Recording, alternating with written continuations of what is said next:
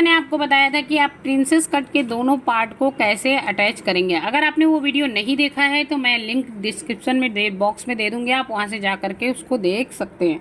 तो ये मैंने प्रिंसेस कट ब्लाउज जोड़ दिया है। आज मैं आपको बताऊंगी कैसे परफेक्टली आप पैड को इसमें अटैच कर सकते हैं। इसके लिए आपको क्या करना है कि ये जो निशान है ये मेरा 11 इंच का निशान है। ये वही निशान है जहां पर हमने प्लेट को रखा था और प्लेट का निशान लगाया था, और ये वाले पार्ट को हमने ऐसे करके यहाँ पे निशान दिया था।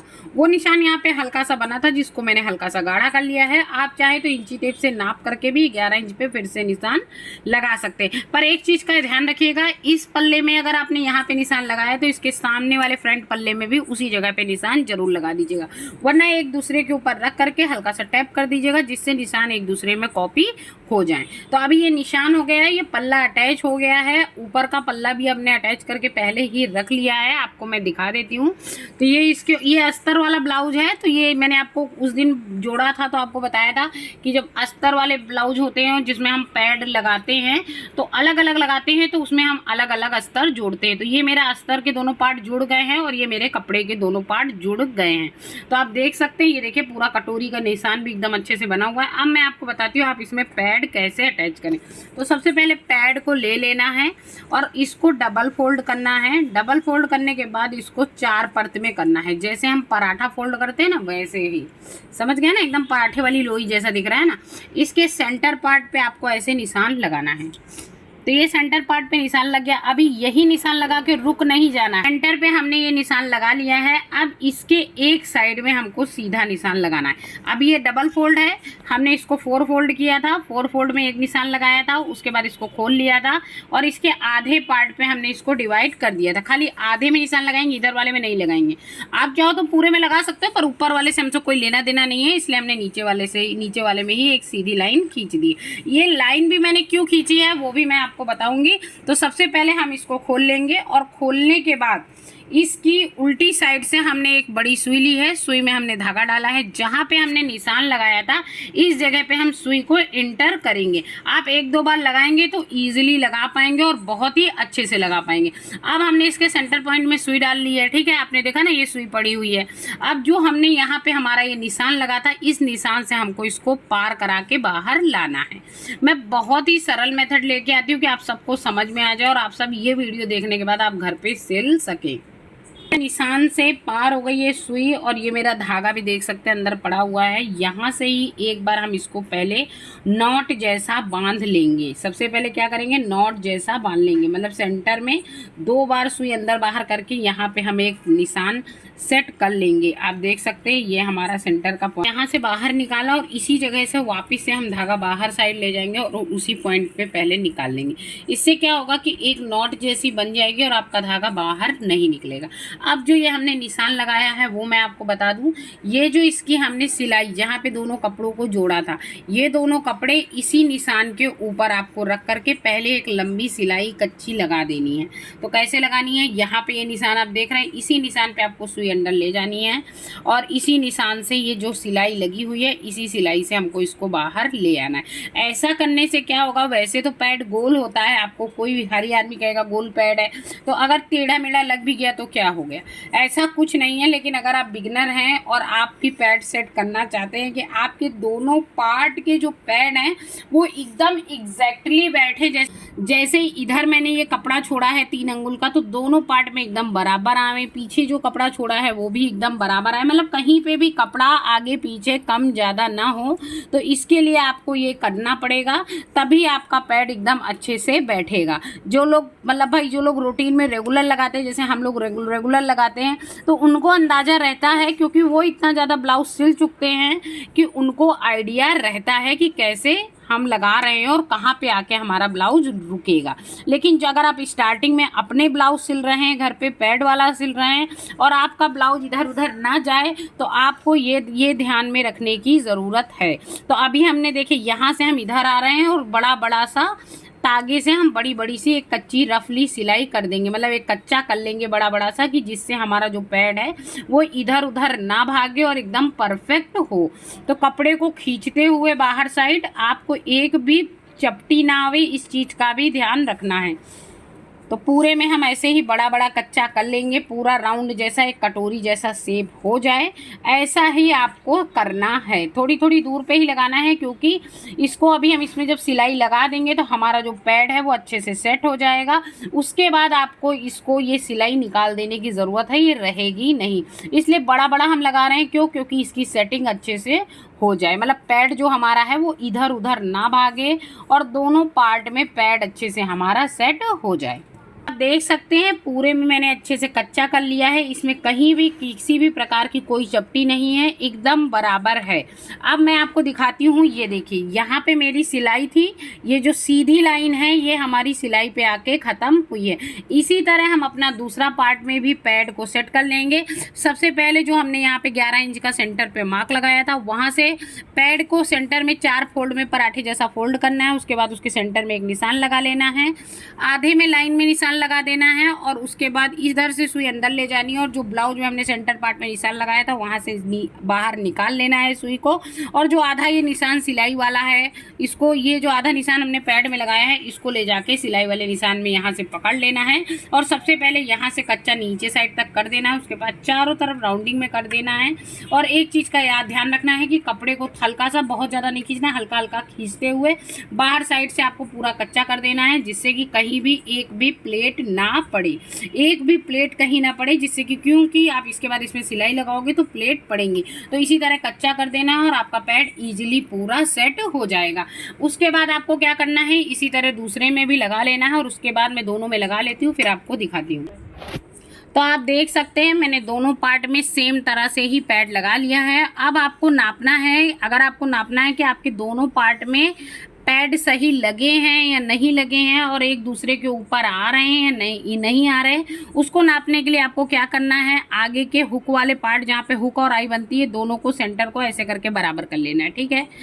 शोल्डर के पार्ट को भी बराबर कर लेना है ऊपर साइड। आप चाहें तो यहाँ पे पिन की भी मदद ले सकते हैं। उसके बाद ये जो सिलाई है, ये सिलाई से सिलाई को मिलाना है। समझ में आया आपको? ये देखिए, ये जो सिलाई है, ये सिलाई से आपको सिलाई मिलानी है और जो आर्म होल के पास सिलाई से सिलाई गई है, ये दोनों को मिलाना है। और उसके बाद अब आपको देखना है कि आपके पैड एक दूसरे के ऊपर आ रहे हैं या नहीं आ रहे।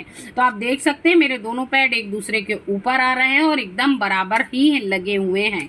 क्योंकि कच्चा अगर परफेक्ट है तो उसके बाद आपके पैड इधर उधर नहीं जाएंगे और काफ़ी प्रॉपर आपके पैड लगे हुए हैं। तो आप देख सकते हैं मेरे जो दोनों पैड हैं वो एकदम बराबर लगे हुए हैं।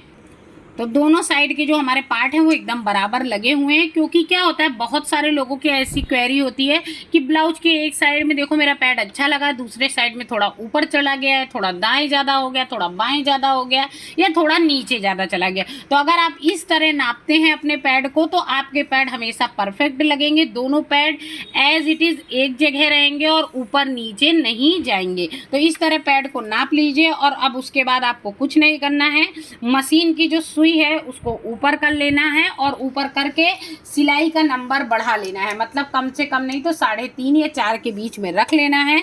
उसके बाद मशीन की सुई को उठा के, फुट्टे को उठा करके आपको सबसे पहले फुट्टे को इस जगह पे बिठाना है जहाँ पे आपकी सीधी सिलाई लगी थी। तो सबसे पहले सीधी सिलाई की जगह पे आपको फुट्टे को बिठा लेना है और बिठा के सुई को अंदर ले लेना है।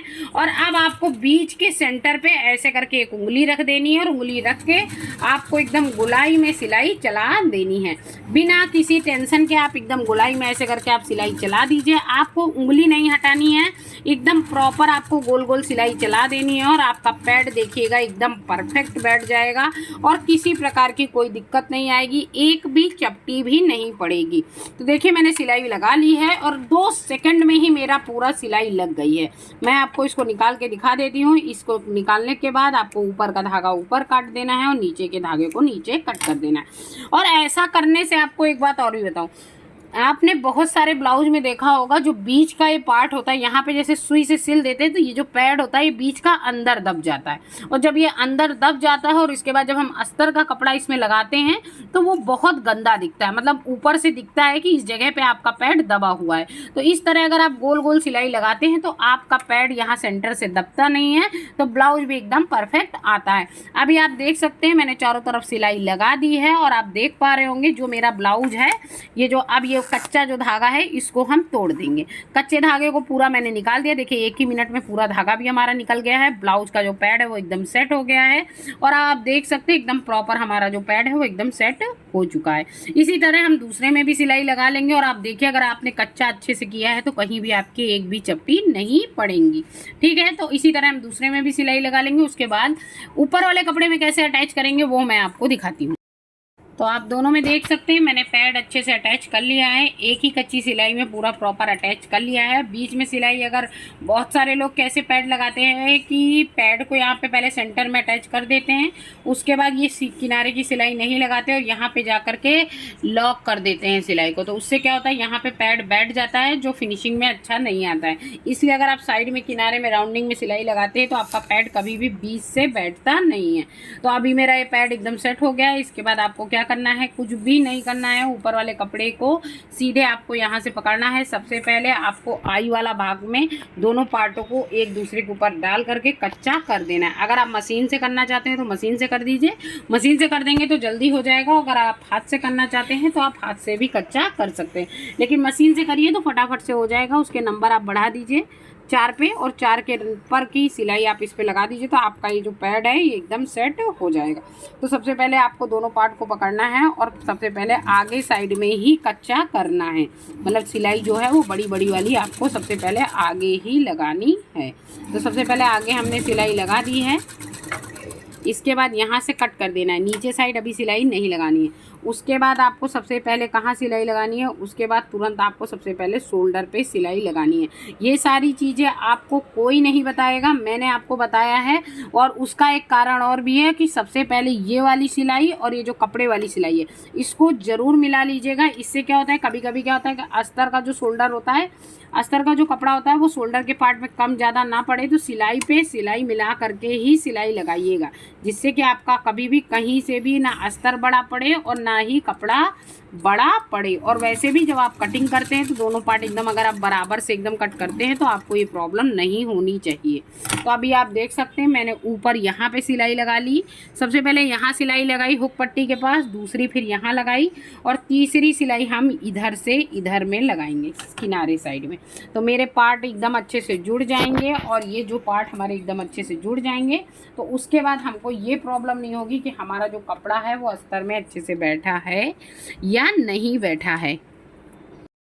तो आप देख सकते हैं इसमें मैंने चारों तरफ सिलाई लगा ली है। इसके आप अगर चारों तरफ बराबर से अगर आपके दोनों पार्ट कटे हुए हैं तो उसके बाद अगर आप चारों तरफ सिलाई इजीली लगा लेते हैं तो ये पूरा अच्छे से सेट हो जाएगा। और इसके बाद आपको इसमें कुछ भी करने की ज़रूरत नहीं है। पीछे के पार्ट को रेडी करके आपको सारे पार्ट ब्लाउज जैसे ही जोड़ देने हैं और आपके ब्लाउज प्रिंसेस कट ब्लाउज में पैड भी एकदम परफेक्ट अटैच हो जाएगा और काफ़ी परफेक्ट आपको रिजल्ट मिलेंगे। अगर जैसे मैंने बताया आप उस तरह अटैच करते हैं और बिगनर हैं तो इस तरह ज़रूर अटैच करिए। इससे आपको गलत होने के चांसेस बहुत कम होंगे और दोनों पैड एकदम सही जगह पे एडजस्ट होंगे। हाँ, हाइट अगर आदमी की कम है तो आप 10 इंच पे वो मार्क लगाइएगा। अगर हाइट बहुत ज़्यादा है तो आप 11, 10.5 या 11 पे मार्क लगा करके और इस तरह ये पैड अटैच कर सकते हैं। अगर आपको ये वीडियो पसंद आया होगा तो प्लीज़ हमारे चैनल को सब्सक्राइब कीजिएगा, वीडियो को लाइक कीजिएगा और हमें सपोर्ट कीजिएगा। फिर मिलूंगी गाइज एक नई वीडियो के साथ, तब तक के लिए बाय बाय, जय श्री कृष्ण।